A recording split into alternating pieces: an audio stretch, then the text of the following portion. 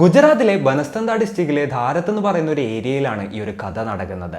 അന്ന് കൃത്യമായി പറഞ്ഞാൽ ജൂൺ 5, 2025 രാവിലെ ഒരു 8:25 ആയിട്ടുണ്ടാവും. ആ സമയത്ത് രണ്ടുപേര് പോലീസ് സ്റ്റേഷനിലോട്ട് വരികയാണ്. അവർ ആകെപ്പാടെ പാനിക് ആയിട്ടുണ്ടായിരുന്നു. 46 വയസ്സുള്ള സെന്താബായ് പട്ടേലും 40 വയസ്സുള്ള ശിവറാം എന്ന് പറയുന്ന രണ്ടുപേരുമായിരുന്നു ആ പോലീസ് സ്റ്റേഷനിലെത്തിയ ആളുകൾ. അവിടെ അടുത്തുള്ള ദാന്തിയ ഗ്രാമത്തിലായിരുന്നു അവർ താമസിച്ചിരുന്നത്. അപ്പോൾ ഈ ഒരു പട്ടേലിന്റെ മകളെ കാണാനില്ല എന്ന് പറയുന്ന ഒരു മിസ്സിംഗ് കംപ്ലൈന്റ് കൊടുക്കുന്നതിന് വേണ്ടിയിട്ടായിരുന്നു അവർ അങ്ങോട്ട് എത്തിയത്. അപ്പോൾ ആളുടെ മകൾക്ക് 18 വയസ്സായിരുന്നു പ്രായം. അതുപോലെ തന്നെ ചന്ദ്രിക എന്നായിരുന്നു ആ പെൺകുട്ടിയുടെ പേര്. തലേ ദിവസം ഫ്രണ്ടിന്റെ വീട്ടിലോട്ടെന്ന് പറഞ്ഞ് വീട്ടിൽ നിന്ന് ഇറങ്ങിയതാണ്. എന്നാൽ അതിനുശേഷം ആ പെൺകുട്ടിയെ അന്വേഷിച്ചിട്ട് ഇവർക്ക് കണ്ടെത്താനായിട്ട് സാധിച്ചില്ല. ഫ്രണ്ടിന്റെ വീട്ടിലോട്ട് പോയ ചന്ദ്രിക ലേറ്റ് നൈറ്റ് ആയിട്ടും വരാത്തത് കൊണ്ട് ഫ്രണ്ടിനെ ഈ വീട്ടുകാർ കോണ്ടാക്ട് ചെയ്യാണ്. അപ്പോൾ അന്നത്തെ ദിവസം ആ പെൺകുട്ടി അവിടെ എത്തിയിട്ടില്ല എന്നുള്ളതായിരുന്നു ഫ്രണ്ട് ഈ ഒരു ഫാമിലി മെമ്പേഴ്സിന്റെ അടുത്ത് പറഞ്ഞത്.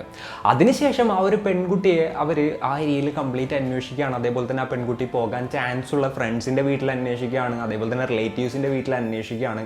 അങ്ങനെ എവിടെ അന്വേഷിച്ചിട്ടും ആ ഒരു പെൺകുട്ടിയെ കുറിച്ചിട്ട് യാതൊരു ക്ലൂവും കിട്ടാതായപ്പോഴാണ് പിറ്റേ ദിവസം ഇവർ രണ്ടുപേരും നേരെ പോലീസ് സ്റ്റേഷനിലോട്ട് എത്തിയിട്ട് അത്തരത്തിലുള്ള ഒരു കംപ്ലൈന്റ് ഫയൽ ചെയ്തത്. ഇത്തരത്തിലുള്ള കാര്യങ്ങളൊക്കെ കേട്ടപ്പോൾ പോലീസുകാർ ഈ പെൺകുട്ടിയുടെ അച്ഛനായിട്ടുള്ള പട്ടേലിന്റെ അടുത്ത് ചോദിക്കുകയാണ്, പെൺകുട്ടിക്ക് വല്ല പ്രണയമോ കാര്യങ്ങൾ എന്തെങ്കിലും ഉണ്ടായിരുന്നോ, അങ്ങനെ എന്തെങ്കിലും ഒളിച്ചോടി പോയതാണോ എന്നൊക്കെ ചോദിച്ചു.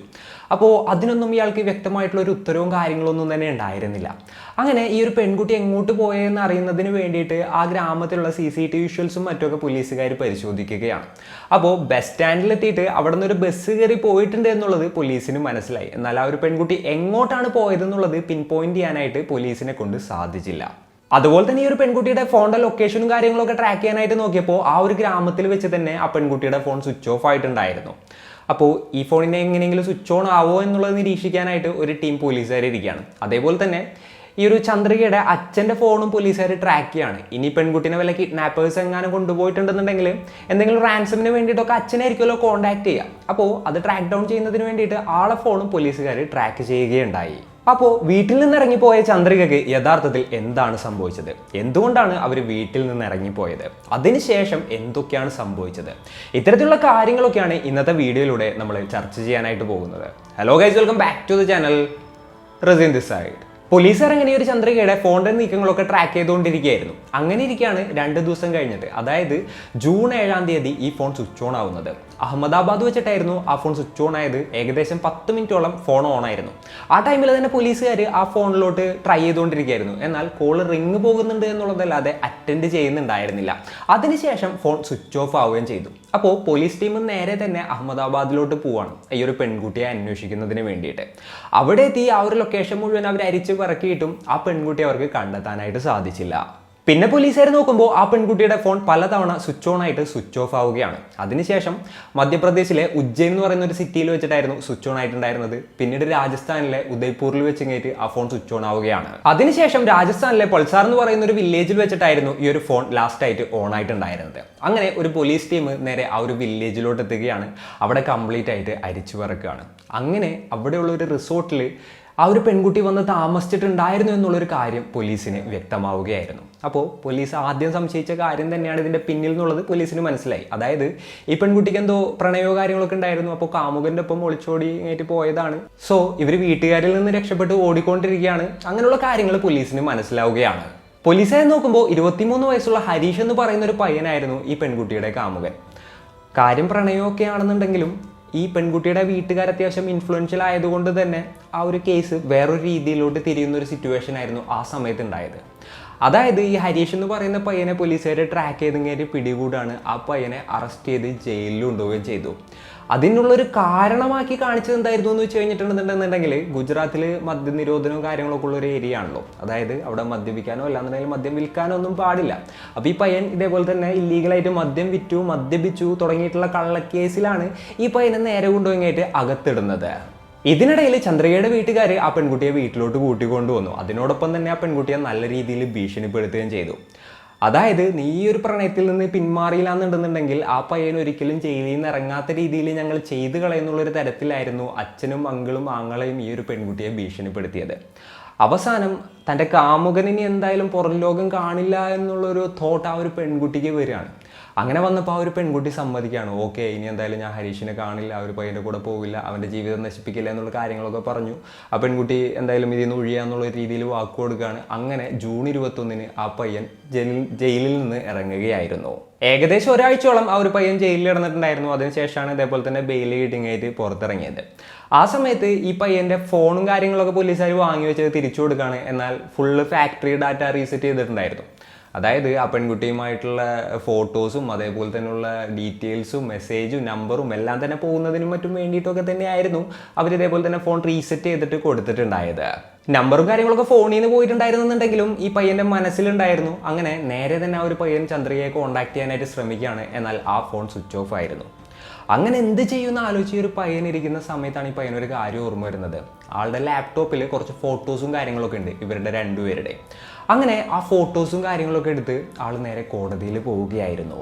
ഈ ഫോട്ടോസും കാര്യങ്ങളൊക്കെ എവിഡൻസ് ആക്കി വെച്ചിട്ട് താനും ചന്ദ്രികയും പ്രണയത്തിലായിരുന്നുവെന്നും ഇപ്പോൾ ആ പെൺകുട്ടിയെ അവരുടെ വീട്ടുകാരെ അടച്ചു വെച്ചിരിക്കുകയാണെന്നും പറഞ്ഞിട്ടായിരുന്നു അത്തരത്തിലുള്ളൊരു കേസ് കൊടുത്തത്. അപ്പോൾ ആ പെൺകുട്ടിയെ കോടതിയിൽ ഹാജരാക്കാൻ പറഞ്ഞുകൊണ്ട് ഒരു ഹേബിയസ് കോർപ്പസും കൂടെ കൊടുക്കുകയായിരുന്നു. അങ്ങനെ കോടതി പോലീസിനോട് ആ പെൺകുട്ടിയെ കോടതിയിൽ ഹാജരാക്കാനായിട്ട് ഓർഡർ ഇട്ടു. ജൂൺ 27 ആ പെൺകുട്ടിയെ കോടതിയിൽ ഹാജരാക്കേണ്ട ദിവസം. എന്നാൽ അന്നത്തെ ദിവസമാണ് ഞെട്ടിക്കുന്ന ഒരു കാര്യം നടക്കുന്നത്.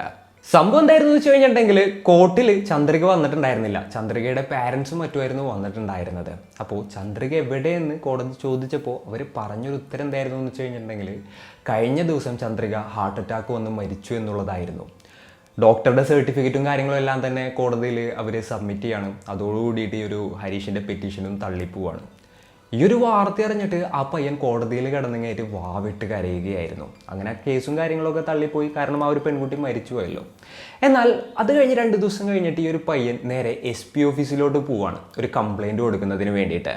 അങ്ങനെ ഹരീഷ് ആ പോലീസ് ഓഫീസറോട് നടന്ന കാര്യങ്ങളെല്ലാം തന്നെ പറയുകയാണ്. ഒരിക്കലും ആ ഒരു പെൺകുട്ടി ഹാർട്ട് അറ്റാക്ക് വന്ന് മരിച്ചതായിരിക്കില്ല എന്നും ആ പെൺകുട്ടിയുടെ അച്ഛനും അമ്മാവനും കൂടെ ആയിരിക്കാം ആ ഒരു പെൺകുട്ടിയെ കൊലപ്പെടുത്തിയത്. അപ്പോൾ ആ ഒരു മരണത്തിൽ ദുരൂഹതയുണ്ടെന്ന് പറഞ്ഞുകൊണ്ടായിരുന്നു ഒരു കേസ് ആൾ ഫയൽ ചെയ്തിട്ടുണ്ടായിരുന്നത്.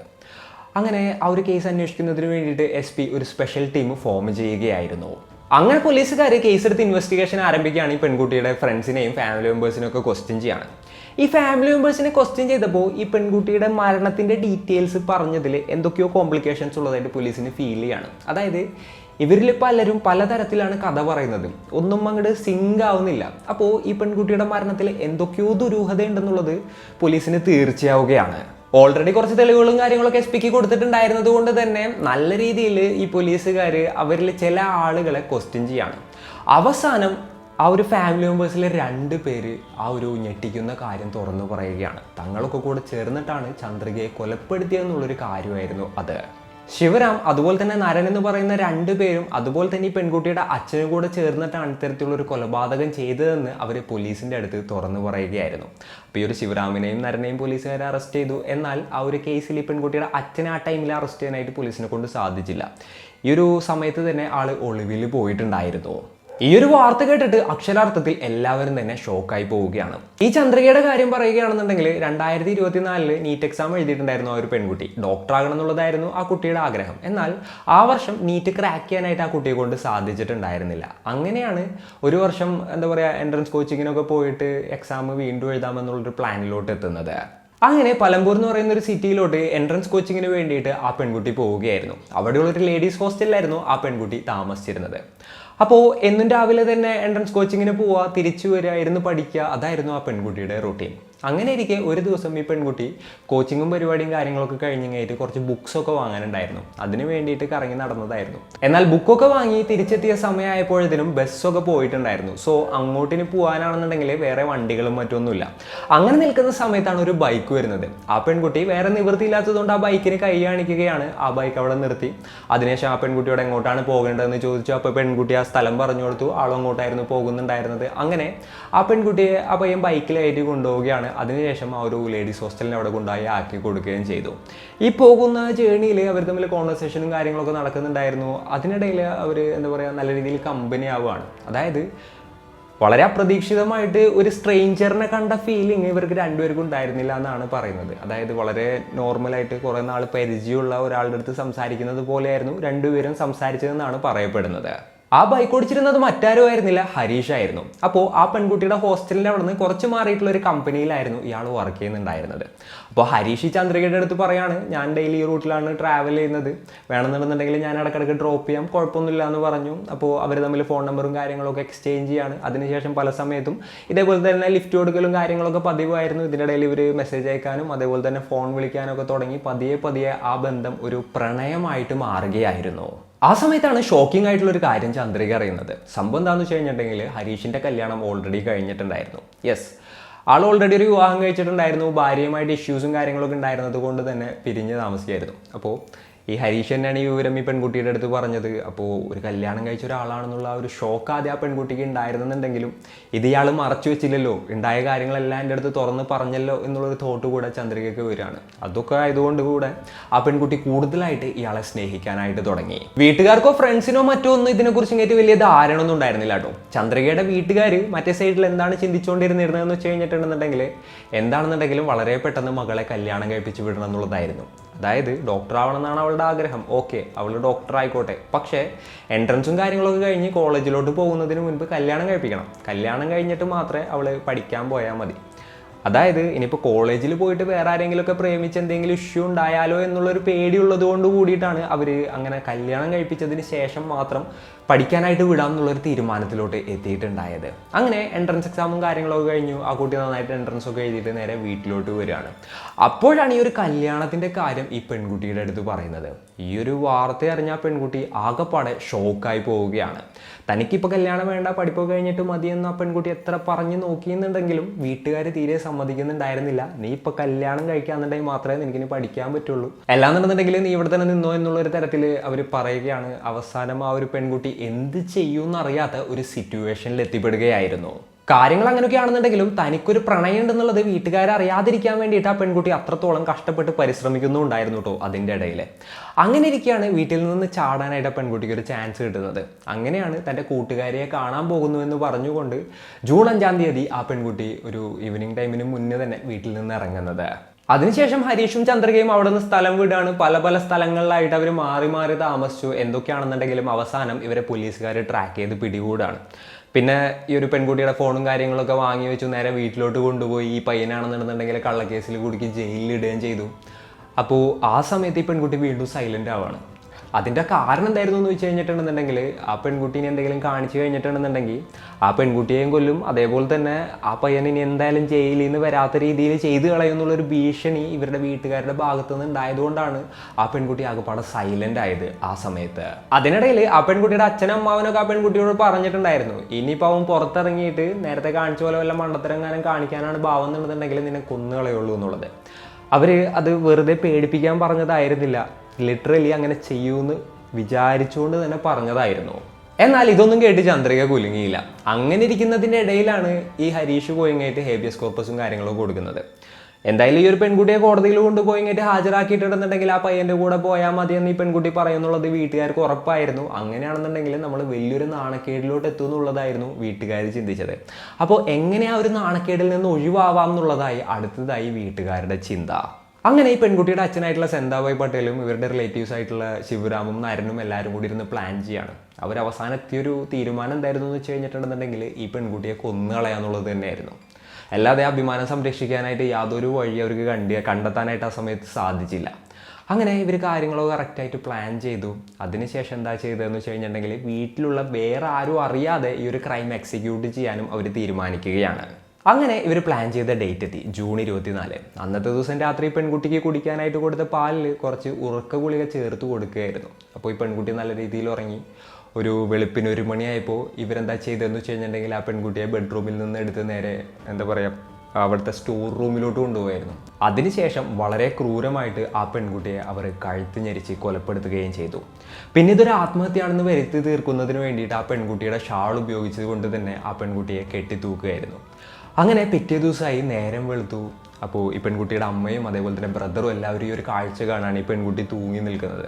അപ്പോൾ എല്ലാവരും പെട്ടെന്ന് തന്നെ ഷോക്കായി ആ പെൺകുട്ടിയുടെ കെട്ടഴിച്ച് നിലത്തോട്ടിറക്കി അപ്പോൾ ഈ പെൺകുട്ടി ആത്മഹത്യ ചെയ്തു എന്ന് പുറത്ത് പറഞ്ഞു കഴിഞ്ഞിട്ടുണ്ടെങ്കിൽ അതും ഒരു നാണക്കേടാവുമല്ലോ എന്നുള്ളതായിരുന്നു അവർ ആ സമയത്ത് ചിന്തിച്ചത്. അപ്പോൾ ഈ പെൺകുട്ടിക്ക് ഹാർട്ട് അറ്റാക്ക് വന്ന് മരിച്ചതാണ് എന്നുള്ളൊരു കാര്യം പുറത്ത് പറയാമെന്നുള്ളത് വീട്ടുകാരെല്ലാവരോട് തീരുമാനിക്കുകയാണ്. ആ ഒരു നോണ അവർ പുറത്ത് പറയുകയും ചെയ്തു. അതേപോലെ തന്നെ ഡോക്ടറുടെ അടുത്ത് നിന്ന് ഇതേപോലെ ഒരു സർട്ടിഫിക്കറ്റ് ഉണ്ടാക്കുകയും ചെയ്തു, ഹാർട്ട് അറ്റാക്ക് വന്നിട്ടാണ് ഈ പെൺകുട്ടി മരിച്ചതെന്നുള്ളത്. അന്ന് തന്നെ ആ ഒരു പെൺകുട്ടിയുടെ എന്താ പറയുക ചടങ്ങുകളും കാര്യങ്ങളൊക്കെ അവർ തീർത്തു, ബോഡിയും കാര്യങ്ങളൊക്കെ ദഹിപ്പിച്ചു. കാരണം ഇനി വെച്ചുകൊണ്ടിരുന്ന് കഴിഞ്ഞാൽ എന്തെങ്കിലും ഇഷ്യൂ ഉണ്ടായ ഓട്ടോപ്സി ഒക്കെ നടന്നു കഴിഞ്ഞിട്ടുണ്ടെങ്കിൽ എല്ലാം പുറത്തറിയുമല്ലോ എന്നുള്ളൊരു ചിന്തയായിരുന്നു അവർക്ക് ഉണ്ടായിരുന്നത്. അതുകൊണ്ട് തന്നെ തെളിവുകളെല്ലാം തന്നെ അവർ വളരെ പെട്ടെന്ന് നശിപ്പിക്കുകയായിരുന്നു. എന്നാൽ ചന്ദ്രിക ഓൾറെഡി ഒരു കാര്യം ചെയ്തു വെച്ചത് ഇവർ ആരും തന്നെ അറിഞ്ഞിട്ടുണ്ടായിരുന്നില്ല. സംഭവം എന്താണെന്ന് വെച്ച് കഴിഞ്ഞിട്ടുണ്ടെന്നുണ്ടെങ്കിൽ ചന്ദ്രിക ഇൻസ്റ്റഗ്രാമിൽ തൻ്റെ കാമുകനായിട്ടുള്ള ഹരീഷിന് കുറച്ച് മെസ്സേജുകൾ അയച്ചിട്ടുണ്ടായിരുന്നു. എത്രയും പെട്ടെന്ന് നീ എന്നെ വന്ന് കൂട്ടിക്കൊണ്ട് പോകണം, ഇല്ലാന്നുണ്ടെന്നുണ്ടെങ്കിൽ എൻ്റെ അച്ഛനും അമ്മാവനും കൂടെ എന്നെ കൊന്നുകളയുന്നുള്ള മെസ്സേജ് ആയിരുന്നു അത്. ആ ഒരു മെസ്സേജ് വായിച്ചു കഴിഞ്ഞിട്ടുണ്ടെന്നുണ്ടെന്നുണ്ടെങ്കിൽ ആർക്കാണെന്നുണ്ടെങ്കിലും മനസ്സിലാക്കാൻ സാധിക്കുമെന്നാണ് പറയപ്പെടുന്നത്. ആ പെൺകുട്ടി വെറുതെ പറയുന്നതല്ല, അത് സംഭവിക്കാൻ സാധ്യതയുള്ള കാര്യങ്ങളാണെന്നുള്ളത്. അപ്പോൾ ഇത്തരത്തിലുള്ള തെളിവുകളും മറ്റൊക്കെയാണ് നേരെ SP അടുത്ത് കൊണ്ടുപോയി കഴിഞ്ഞിട്ട് ഈ ഒരു പയ്യൻ കാണിച്ചതും പിന്നീട് ഈ ഒരു കേസിൻ്റെ അന്വേഷണം ആവശ്യപ്പെട്ടതും. കാര്യം ആ പയ്യൻ്റെ ഫോൺ ഫാക്ടറി ഡാറ്റ റീസ്റ്റോക്ക് ചെയ്തിട്ടാണ് പോലീസുകാർ ആ പയ്യനെ തിരിച്ചു കൊടുത്തിട്ടുണ്ടായിരുന്നെന്നുണ്ടെങ്കിലും ഇൻസ്റ്റഗ്രാമിൻ്റെ മെസ്സേജിൻ്റെ ഒക്കെ കാര്യങ്ങളൊന്നും അങ്ങനെയല്ലല്ലോ. അപ്പോൾ ആ പയ്യൻ വീണ്ടും ഇൻസ്റ്റഗ്രാം ഇൻസ്റ്റാൾ ചെയ്തതിന് ശേഷം ഓപ്പൺ ചെയ്ത് നോക്കിയപ്പോഴാണ് ഇത്തരത്തിലുള്ള മെസ്സേജും കാര്യങ്ങളൊക്കെ കാണുന്നത്. അങ്ങനെയാണ് ആ ഒരു പയ്യൻ നേരെ കോടതിയിൽ പോകുന്നതും ഇതേപോലെ തന്നെ ഹേബിയസ് കോർപ്പസ് കൊടുക്കുന്നതും അതിനുശേഷം ഈ ഒരു പെൺകുട്ടി മരിച്ചു എന്നുള്ളൊരു വാർത്ത അറിയുന്നതും പിന്നീട് നേരെ ആ ഒരു മെസ്സേജും കാര്യങ്ങളൊക്കെ എടുത്ത് കഴിഞ്ഞിട്ട് നേരെ SP എടുത്ത് പോകുന്നതും അതേപോലെ തന്നെ പിന്നീട് ഈ ഒരു കേസ് അന്വേഷിക്കുന്നതും അതേപോലെ തന്നെ ഇവരെല്ലാവരും അകത്താകുന്നതും. ആദ്യത്തെ അന്വേഷണത്തിൽ പോലീസുകാർക്ക് ഈ ഒരു ശിവരാമനെയും അതേപോലെ തന്നെ നരനെയുമാണ് അറസ്റ്റ് ചെയ്യാനായിട്ട് സാധിച്ചത്. ഈ പെൺകുട്ടിയുടെ അച്ഛനായിട്ടുള്ള പട്ടേലിൻ്റെ കാര്യം പറയുകയാണെന്നുണ്ടെങ്കിൽ ആൾ ഒളിവിലായിരുന്നു. ഏകദേശം ഒരു 50 ദിവസത്തിനടുത്ത് സമയമെടുത്തു അയാളെ ട്രാക്ക് ചെയ്ത് പിടികൂടുന്നതിന് വേണ്ടിയിട്ട്. അങ്ങനെ ഇവരെല്ലാവരും ജയിലിലെത്തുകയാണ്. എന്നാൽ അതിനുശേഷം സംഭവിച്ച ഒരു കാര്യം എന്താണെന്ന് ചോദിച്ചു കഴിഞ്ഞിട്ടുണ്ടെന്നുണ്ടെങ്കിൽ ഇവർ രണ്ടുപേരെയും ഹെൽപ്പ് ചെയ്ത കുറ്റമായിരുന്നു നരൻ എന്ന് പറയുന്നവരുടെ റിലേറ്റീവിൻ്റെ പേരിലുണ്ടായിരുന്നത്. അതായത് അച്ഛനായിട്ടുള്ള പട്ടേലും അതേപോലെ തന്നെ ഒരു ശിവരാമും കൂടെയും ആയിരുന്നു ഇത്തരത്തിലുള്ള കാര്യങ്ങളൊക്കെ ചെയ്തത്. അപ്പോൾ ഈ തെളിവ് നശിപ്പിക്കുക അതേപോലെ തന്നെ ഇവരെ കൂടെ നിൽക്കുക എന്നുള്ള കാര്യമായിരുന്നു നരൻ ചെയ്തിട്ടുണ്ടായിരുന്നത്. അപ്പോൾ ആളിതിൽ ഡയറക്റ്റ് ഇൻവോൾവ് അല്ല എന്ന് കണ്ടുകൊണ്ട് കോടതി ആൾക്ക് ജാമ്യം കൊടുക്കുകയായിരുന്നു. അതിനോടൊപ്പം തന്നെ കോടതി വേറൊരു ഉത്തരവ് കൂടി ഇട്ടു. ഈ ഹരീഷിനെതിരെ ഒരു അന്വേഷണം പ്രഖ്യാപിച്ചുകൊണ്ടുള്ള ഉത്തരവായിരുന്നു അത്. ഈ കൊലപാതകത്തിനും ഹരീഷിനും തമ്മിൽ എന്തെങ്കിലും പങ്കുണ്ടോ എന്ന് അന്വേഷിക്കുന്നതിന് വേണ്ടിയിട്ടുള്ള ഒരു ഉത്തരവായിരുന്നു അത്. എന്തൊക്കെയാണെന്നുണ്ടെങ്കിലും കേസും കാര്യങ്ങളും ഇപ്പോൾ നടന്നുകൊണ്ടിരിക്കുകയാണ്. ഇപ്പോൾ ബാക്കിയുള്ള 2 പേര് ജയിലിലുമാണ് ഉള്ളത്. പിന്നെ ഈ പെൺകുട്ടിയുടെ നീറ്റിൻ്റെ കാര്യം പറയുകയാണെന്നുണ്ടെന്നുണ്ടെങ്കിൽ ലാസ്റ്റ് ടൈമിൽ 478 മാർക്ക് 720 ആ പെൺകുട്ടി സ്കോർ ചെയ്തിട്ടുണ്ടായിരുന്നു. ആ ഒരു മാർക്കും കാര്യങ്ങളൊക്കെ വെച്ച് നോക്കുകയാണെന്നുണ്ടെങ്കിൽ നല്ലൊരു കോളേജിൽ എന്തായാലും ആ ഒരു പെൺകുട്ടിക്ക് അഡ്മിഷൻ കിട്ടിയാനെന്നാണ് പറയപ്പെടുന്നത്. ബട്ട് അതൊന്നും നടന്നില്ല. ദുരഭിമാനവും കാര്യങ്ങളൊക്കെ കെട്ടിപ്പിടിച്ചുകൊണ്ട് ആ പെൺകുട്ടിയുടെ വീട്ടുകാരനെ ഇല്ലാതാക്കുകയായിരുന്നു. അപ്പോൾ ഇന്നത്തെ ഒരു വീഡിയോയിൽ ഇത്രയൊക്കെയാണ് പറയാനുള്ളത്. ഈ ഒരു സ്റ്റോറി കേട്ടപ്പോൾ നിങ്ങൾക്ക് എന്താണ് തോന്നിയത്? നിങ്ങളുടെ തോട്ട്സും മറ്റും എന്തൊക്കെയാണെന്നുണ്ടെങ്കിലും താഴെ കമൻറ്റുകളായിട്ട് രേഖപ്പെടുത്തുക.